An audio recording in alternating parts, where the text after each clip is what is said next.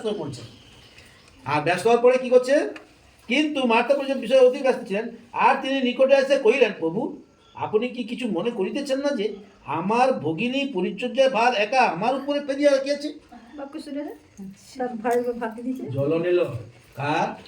মাথার মধ্যে রাগ এলো, হিংসা এলো, আর শয়তান প্রবেশ করছে তার মধ্যে। কবিতাজির ভাইয়ের দ্বারা পাপের কথা বলে গেল না কত সুন্দর ভাবে। কার মধ্যে পাপ এলো? কার মধ্যে? মার্থার মধ্যে। কেন? মার্থা তাকে ডেকে আনলো, সে পরিচর্যায় ব্যস্ত, আর তার বোন তার কাছে বসে বসে কাজে ব্যস্ত। এই জন্য বলছি, প্রভু আপনি কি দেখিতে পাচ্ছেন না যে আমি কত ব্যস্ত হয়ে পড়ছি? তারপর কি বলছে লাস্টে? অতএব উহাকে বলিয়া দিন যেন আমার সাহায্য করে। তাহলে মরিয়মকে বাক্য শুনতে দিচ্ছে না কে? শয়তান।